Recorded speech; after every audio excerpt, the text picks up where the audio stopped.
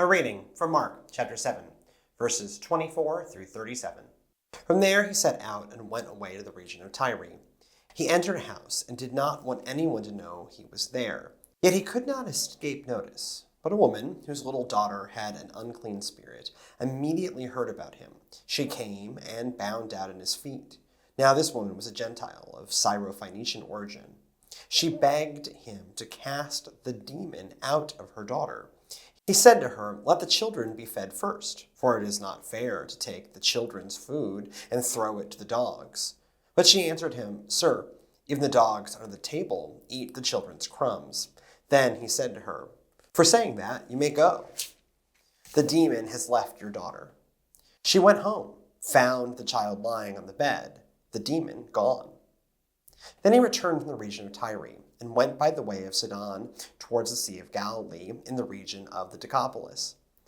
They brought to him a deaf man who had an impediment in his speech, and they begged him to lay his hands on him. He took him aside in private, away from the crowd, and put his fingers into his ears, and he spat and touched his tongue. Then, looking up to heaven, he sighed and said to him, "Ephphatha," that is, "be opened." And immediately his ears were opened, his tongue was released, and he spoke plainly. Then Jesus ordered them to tell no one, but the more he ordered them, the more zealously they proclaimed it. They were astounded beyond measure, saying, "He has done everything well. He even makes the deaf to hear and the mute to speak." The encounter between Jesus and the Syro-Phoenician woman has lived in my head rent-free for well over a decade. I haven't been able to shake it since I ran headlong into it in my first year of seminary. That year, I took a series of classes on urban ministry as part of my work at a homeless shelter. The reflection class from my crew of shelter-working seminarians met once a week in the upstairs of the chapel building. As part of our coursework, we read Howard Thurman's amazing text, Jesus and the Disinherited, where he devotes a fair amount of space to this story. Discussing it, my friend and colleague Brian, who went on to do PhD work, used the phrase, "the sinfulness of Christ," to which our professor, who was perhaps less free-willing and more traditional than Brian, said, "Brian, we don't believe in that." Our professor spoke correctly. From Paul on down, Christianity stakes a firm commitment to a sinless and perfect Jesus. His lack of faults holds the whole theological system together. Cool.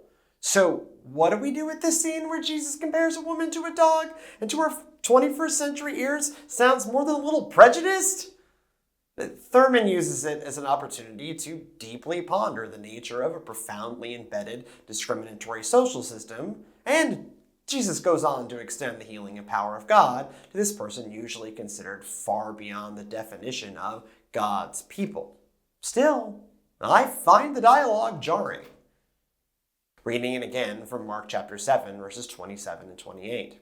He said to her, "Let the children be fed first, for it is not fair to take the children's food and throw it to the dogs." But she answered him, "Sir, even the dogs under the table eat the children's crumbs." Over the years, I've had the opportunity to work with and pastor many first responders, sailors, soldiers, and correctional officers. I particularly enjoy the way that they talk to each other when they think that they're only in the presence of people who have seen the darker side of the world. In all of those professions, they regularly encounter and have to participate in deeply traumatizing things. The nature of the job sends them routinely wading into situations that the vast majority of the population could not imagine. War movies, cop shows, medical dramas, and reality TV prison exposés don't begin to capture the experience. They process never-ending streams of horrors by telling competitive stories of how bad they had it, teasing each other, and concocting truly dark jokes about what they go through. To an outsider, it feels off-putting. How can they talk so casually about violence and death? What's wrong with them? It's why they only tend to talk to other folks who know that end of the world. They don't want your shock or pity. They just want to communicate the extreme nature of their lives in a way that feels safe. Thus, you get an endless stream of, "so this one time," followed by deeply guttural laughing. As a kid living in Belgium, I got a thrill every time that I heard an American accent in public. At home, school, and church, I had plenty of Americans in my life. Antwerp International School had students from around the world, but at least a third of my fellow students hailed from the good old US of A. However, whenever we stepped out beyond this narrow community of a few hundred expats, the background dialogue of the world became incomprehensible, and to my elementary school mind, intimidating. I remember the Belgians being nice, but it all reminded me of how far that I was from home. So when I heard that specific A sound that only Americans make float into my ears in a restaurant, museum, walking street, or toy store, I felt a point of connection, of shared experience. When the broader world around you doesn't share your experience, you find ways to cling to the people who do. Minority communities and oppressed people around the world have had their own versions of this since the dawn of time.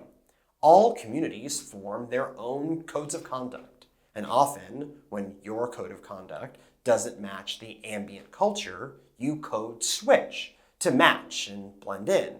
However, when you find someone in a culture with a different code who has the same code as you immediately have a powerful point of connection.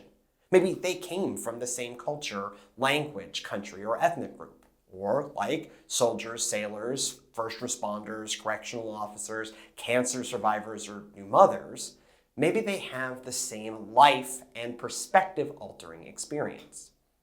I wonder if this captures the relationship between Jesus and the Syrophoenician woman.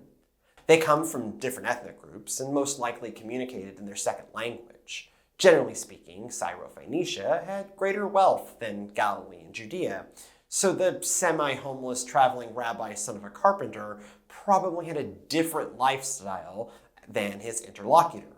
However, both of them would have experienced rejection from the mainstream leadership of God's people. Jesus constantly brushes off attacks from Pharisees, Sadducees, and temple leaders. He knows that they'll kill him one day. The Syrophoenician woman has clearly received the message that, despite an inkling of the reality of God, she does not belong within the faithful. She has some faith, but comes from the wrong place. I admit that I'm out on a limb here. The text says none of this. Still, perhaps, Jesus and the woman are telling each other a dark joke, in the same vein as first responders, soldiers, sailors, and correctional officers tell jokes about their trauma. Jesus calls her a dog, not as an insult, but with a wink and a nod to knowing what it feels like for God's people to treat him as a less than. She responds smiling, knowing the feeling with a quip about getting the crumbs. Jesus does the requested healing, and they both walk away feeling warmed by an encounter with another who truly knows what it's like. From the outside, how they talk to each other appears weird and mean, but maybe, from the inside, they felt comfort and a safe way to process what keeps happening to them at the hands of God's people.